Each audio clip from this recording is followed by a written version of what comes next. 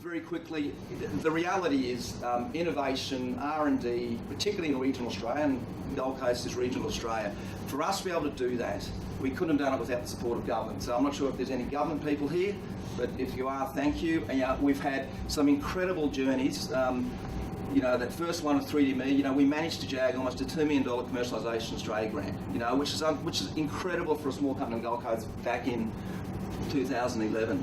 And that really started us on the journey. Now, the reality is these are all matching funding, so we didn't get one grant, we got 900,000. Back in the day when we had a bit of coin, that was something that we could match, but the reality is with GFC, whatever, we've, Sonia and I, and God bless her, she's been so incredibly supportive, as wives are to crazy people like me, is that we've had to sell everything. We've gone to that journey, to fund these things. So we got the Commercialisation Australia grant. I must admit, when we got that grant, we thought our lives would change forever. We really did. But there's another whole discussion I could have on how you work with governments and grants and post grants, but that's for another day. That led us into a $500,000 V2i Grant, which is a business transformation grant, which is around the mining sector. That led us into another federal government grant. This is when we were rolling out the NBN, and we were the only private company awarded this grant. There was 12, I think there were 12 grants awarded with Steve Connery, I guess, was the minister at the time at the NBN. And we partnered up with TAFE and Diabetes Australia, or Diabetes Queensland, to roll out a grant around how the NBN could change the way we educate. The challenge that we had there, and this is one of the little journeys, was of course the NBN didn't quite roll out the way it was intended to.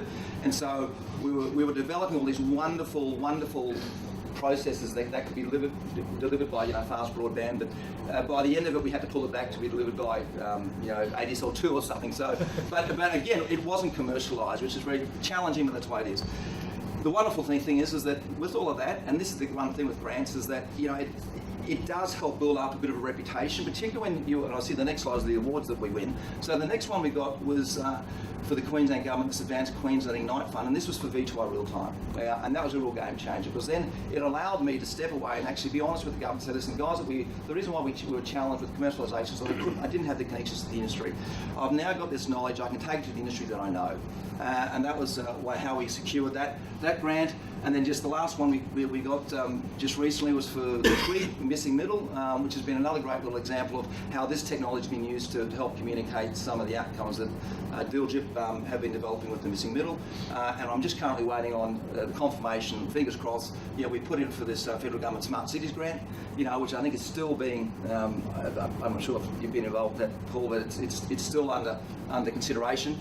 But again, it's all around that technology. So I'm not going to go through those, but they're the awards that we've won. And again, thanks to the government, but also thanks to the industry. It is quite humbling that, as I said, a little company from the Gold Coast can win that many awards, both in, from a master planning point of view, from 3DMe, those 3DMe awards. We've got awards from America that sit us alongside Disney for the animations that we've done, which is quite extraordinary.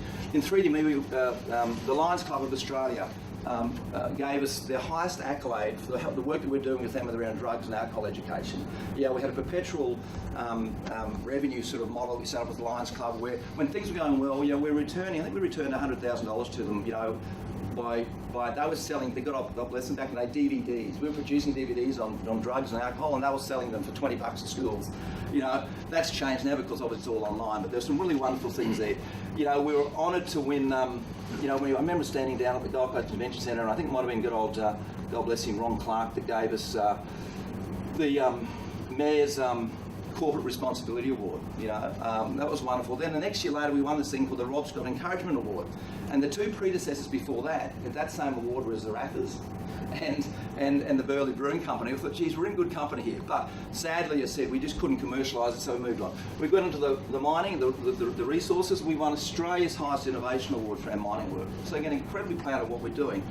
We then moved into V2i Real Time, and in the last 3 years, we've been able to jag a wildcard award for UDIA. We were finalists at one of the Property Council Awards, and just 2 months ago we were in Melbourne, and we were a merit recipient for Research Development Project of the Year. So again, it's pretty interesting stuff.